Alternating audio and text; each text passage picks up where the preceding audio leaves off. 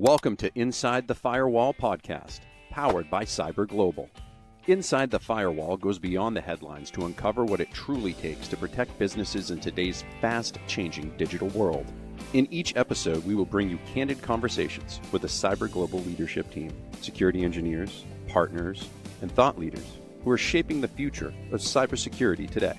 From compliance and governance to real-world incident response, we'll show you how CyberGlobal's expertise and technology are helping organizations build stronger, safer, and more resilient foundations. Whether you're a business leader, IT professional, or simply curious about what's next in cybersecurity, you'll leave with insights and strategies you can put to work right away. Join us for this episode of Inside the Firewall, where innovation meets protection and the future of digital security comes to life. Here is your host, Justin Welcome Starbird. back to Inside the Firewall podcast. My name is Justin Starbird, and I get to welcome back CEO of CyberGlobal USA, Ken Boyce, and Daniel Chubano, the co-founder of CyberGlobal. Guys, welcome back to the show. Thank you. Thank you. Thank you for having us. It's an exciting week for you right now. You know, you've had some explosive growth here through 2025, and you made the decision to put together a crowdfunding campaign on the WeFunder platform.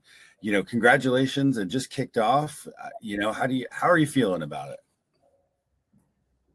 Pretty good so far. We launched on yesterday, and we have I think our capital raise is at the max of $5 million.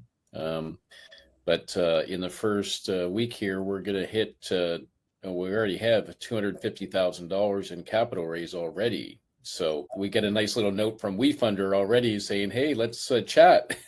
I think we've kind of sparked some interest from their side and why we're getting so much investments in already. So good start. That's fantastic. Daniel, is it what you expected? I think our great results till now, a little bit better than what we expected at the beginning, as we were, being the first in the industry, which is doing cybersecurity franchising. You never know what's on the other side, let's say, in the investor's mind. So far we had quite great results, and happy to see everything putting together, let's say, in the right way. Yes. Yeah. Absolutely. So I got to ask, as the first cybersecurity franchise model that is truly global at this point, talk a little bit about what made you decide that the next step would be to put together a crowdfunding campaign instead of, say, having an individual investor or going to VC or some other traditional investing opportunity. Good question. Scaling in the US is not like peanuts. There are other players which are doing cybersecurity services. So what we want to achieve and what we want to build, you actually need some reach. And you can be the best in doing the best technical and you have the best people in the world. But if you're not, right in front of the customer explaining what you do and how you do it, it can be pointless. You need some traction, you need some momentum, you need some investment, And we didn't want to go to the VCs because they are quite ruthless when it comes to the investment side, and they don't necessarily believe in what you want to achieve. So we wanted to go a little bit different because we started different from the beginning with the franchise model. So WeFunder and all the team at WeFunder helped us in actually pivoting the way towards the crowdfunding, which we are doing at the moment. So I think that was the point where we said, actually, Ken brought the idea of crowdfunding, and I think it's smoothly integrated with what we are doing and what we want to achieve from a vision perspective. Yeah. Ken, that's a great point you brought up. I know we met a few months ago and you were sort of thinking through this whole idea. Of course, CyberGlobal is very community driven. You don't just focus on the Fortune 500 around the world, but also that mid-sized small business that maybe doesn't have the resources to implement a cybersecurity strategy. What did that, feel like to you to be able to open that up to your community? Yeah, definitely. I think we're far more positioned from the sense of our cost structure and how we perform our services to be able to provide services to small and medium-sized businesses. where a lot of our competitors have not played in this pond, if you want to call it, and they focus more on the Fortune 1000, where we have done for the last 8 years. So they're really not in a position, or maybe even in a mindset, to want to play in this field. So in our pond, I guess. So that's why we just see so much opportunity. Seeing the same people every single day fighting for the same 1,000 companies gets kind of old, right? And it's really competitive, which then drives down your margins too. So now being able to go out and some of the new things, some of the new services we're offering too, are just outstanding of how we're going to be able to bring on, tens of thousands of new clients over the next 5 years in the business. So, it's really exciting to see. And the crowdfunding, we have a fire going. So, and Daniel can say is, we don't have any other owners in the company. We haven't sold any equity of our company. So, we have a lot of flexibility there. So bringing in the right type of investor group to help fuel our fire even better is great. And that's why this crowdfunding has really kind of fit us like a glove right now. So and maybe I can add something. So I think you can see the enthusiasm throughout our community. Once they invest, they reach out to us on LinkedIn. We have personal discussions, and it can be, the profile of the investor can be from somebody from cybersecurity, somebody from IT, because they understand what we want to achieve. And I would say really are two things which are shaping our roadmap. And if you look at the statistics, still SMBs are underserved when it comes to cybersecurity. That's a fact. They still don't get the right cybersecurity services.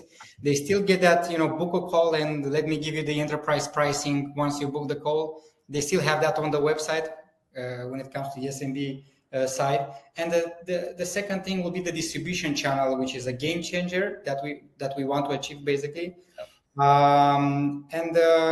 As much as we don't like it, I would say, the personal relationship and being there and advising the customer on a personal level is as much as important as the technical side. You can have, as I mentioned at the beginning, the best technical solution, but if you're not at the right point in making it local to the company, it's pointless because they never hear about it. Yeah. So let me ask you a little bit more about that, because you've expanded rapidly with, new GRC services. You're now developing the franchise models around the world. What have been some of the biggest milestones just this year, that you've been able to achieve that maybe you didn't think were possible even a couple of years ago? So I would say when we started franchising the model last year, I think the first part was to validate that there is a traction, and what we are thinking is not only in our heads, in our brainstorming sessions, let's say. So the first part is definitely validated. We have traction more than we wanted. Now we are, whenever we are recruiting, let's say, a new territory, we are looking carefully to see that that person is a fit in running the territory itself. So that side is definitely validated. And how we polished everything internally, the processes, because we learned along the way. You're not born in knowing how to franchise cybersecurity services, and we learned a lot in making our processes and our procedures great, so that we can provide the same value to the franchisees, and for them to be very smooth in order to go to the final customer and present the services that we are offering. So that might mean, for example, expanding the service portfolio, the same service delivery, the quality of the services, making things more smoother. And in the end, the final franchisee on our side to have a great margin for the services that we are providing. We are still in touch. We are still doing the managed services, the royalties, and they are handling the customer acquisition and the customer management. Sure. So that's clearly defined on our side. That's great. It's a really interesting timing in terms of, being able to launch this. I know, October is Cybersecurity Awareness Month, and, it always, comes up that, there's some, data breach, or there's been some, ransom paid by a small company. And this year in 2025, there's been, unfortunately, exponential amounts of attacks relative to the most recent statistics in 2023, 2024. What made the timing of this important? Was that planned? I mean, to be able to launch the first week of October and really dovetail with all of the press around cybersecurity this month? Of course, Justin, it was completely planned. Yeah. Daniel's laughing.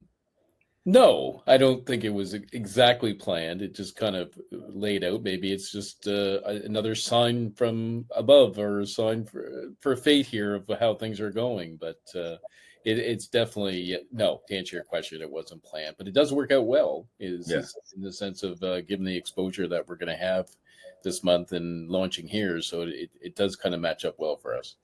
Yeah. I mean, and it's a great cap to the year as well, in my opinion, because you've had, double digit new franchisees come on board this year. Right. You have more customer growth than you've ever had before. It just seems like it's a really good time. Talk a little bit about, what are some of your goals with the crowdfunding campaign and what you're hoping to achieve. Sure. Yeah. I guess it's like the fuel in the fire. I go back to the fuel in the fire, right? Is we've got a fire going. We've got 14 franchisees now. By the end of the year, we might have up to 20.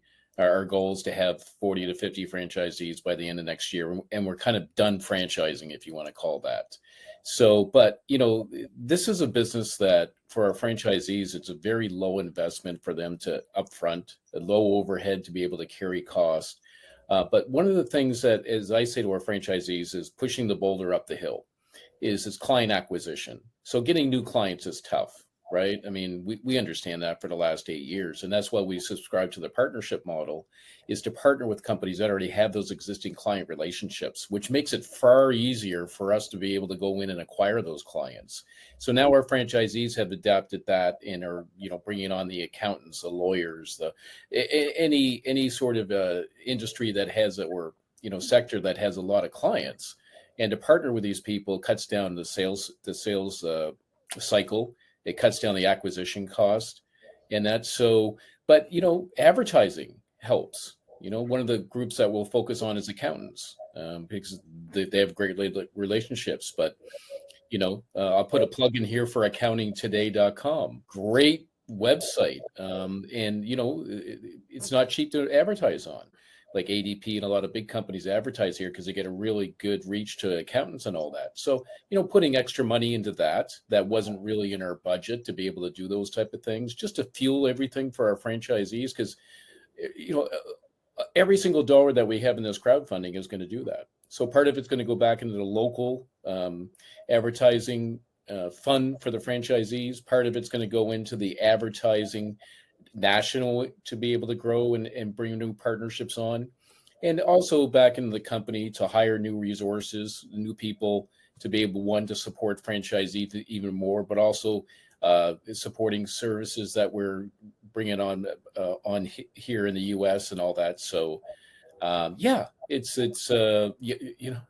doesn't matter. Being in business 30 years, doesn't matter how old or what size your company are. You're always looking for more funding, aren't you? To be able to go and develop. So this is just the first step, and then the next step will then help us get to that next level. And crawl before you walk, walk before you run. That's what we have. That's the philosophy we have with our franchisees. But we're more than crawling now. We're definitely walking, and I think getting this funding is going to help us kind of run a little bit faster too. We also have a bold vision, Justin. We have a vision in 5 years, as 200 franchises, to be a distribution network in cybersecurity, the biggest one. So having such a big vision, you can go 20% per year growth. It's no room for that. Basically, we are at the crosspath, basically, where we have to really run. So in order to run, we need, you need several things: resources, capital. We have the vision. We know everything that needs to be done. We have the validation, which was made already from our side. So now we have to, put the gas on the fire, basically, and really run towards our vision for the next 5 years. Because now we are interested in our investors. We are interested in our franchises to make things work. Because without the concept of making the franchisees work, nothing works basically.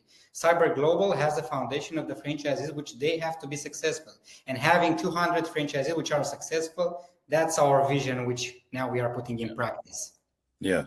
You mentioned previously that, there's an investment going to development as well to stay ahead of cybersecurity threats and, nefarious actors that are out there. What does that development look like for you? What's that next step? Right now, you have your own AI that you've trained and put on the not just on the defense, but on the offense as well to proactively protect your customers and clients. What does that investment look like?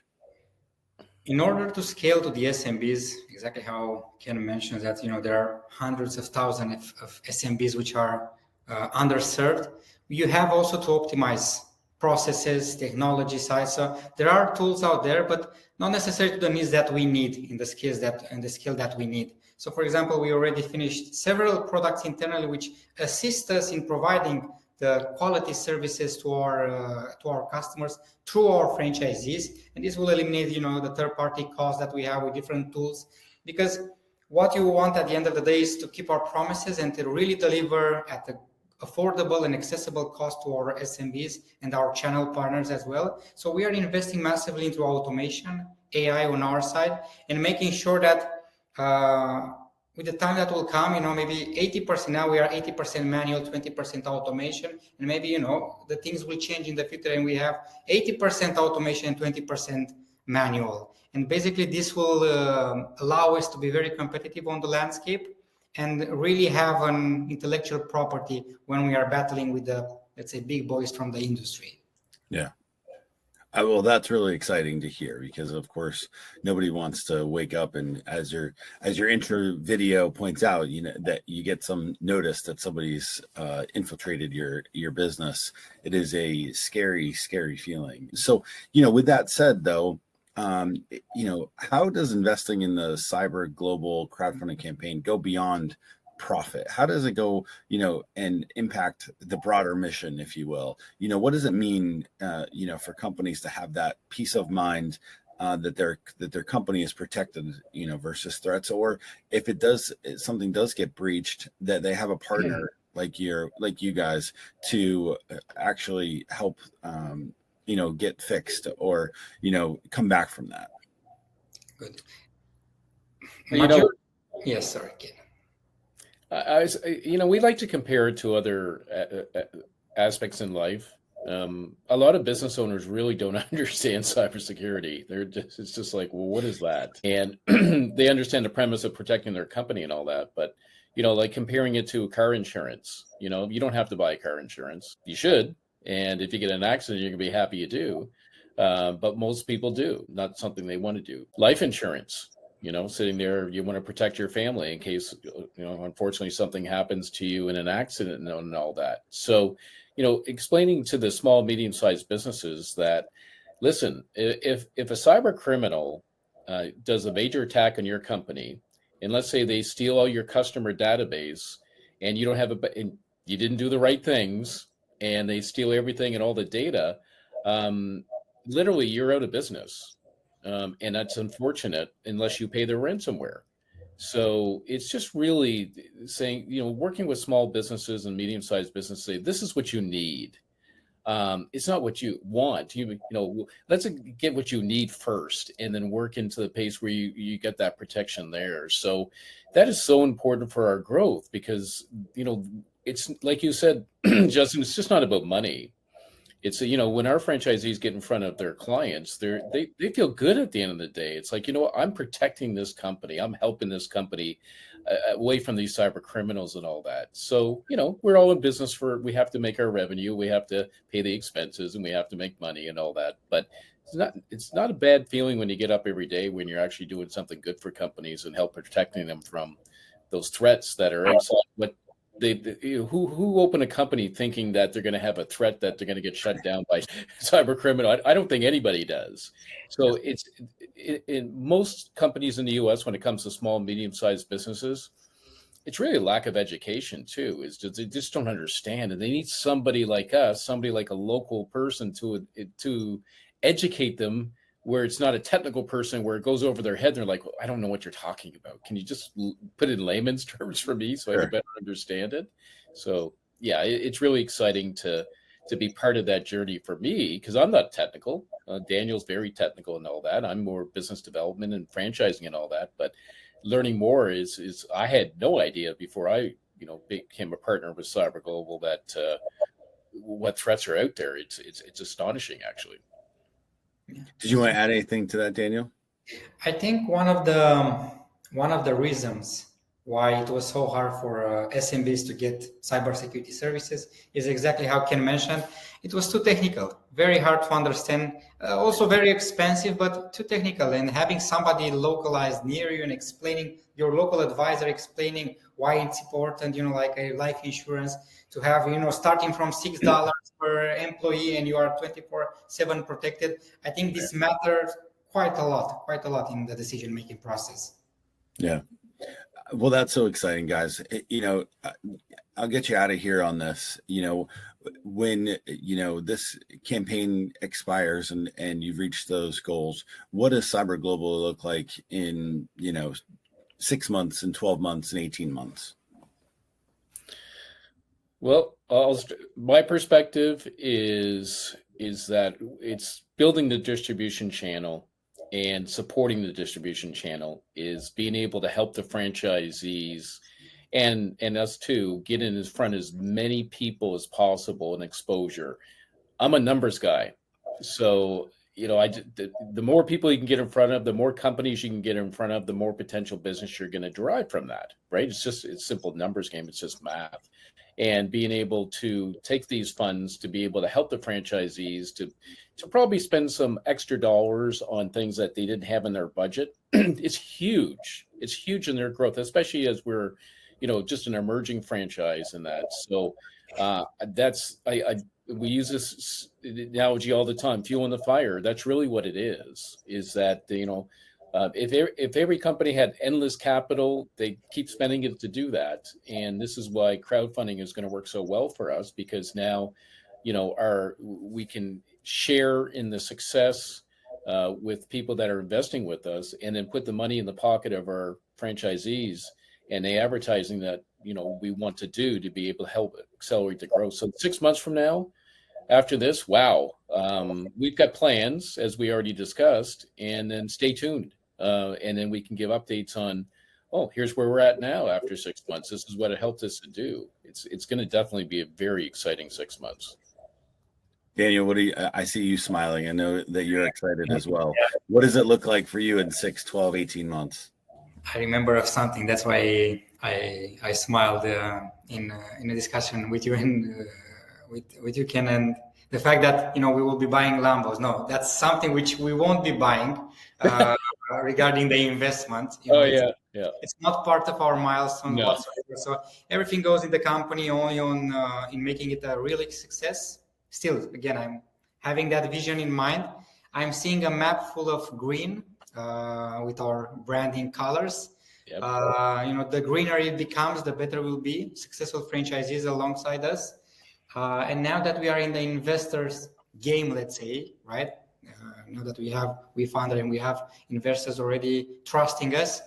Now we have a duty in making sure that every milestone that is achieved, we will make sure that we'll be celebrating together with our investors, and everything will be very transparent. Where we are heading, where we are at, the good and the bad, I would say. Yep. Hey, that's great. I think that's really what everybody wants to hear, is that the mission is bold, it is big, it is exciting, but there's a day-to-day plan to get there. Absolutely. And what you're doing to bring cybersecurity opportunities to small, medium-sized businesses is really unheard of.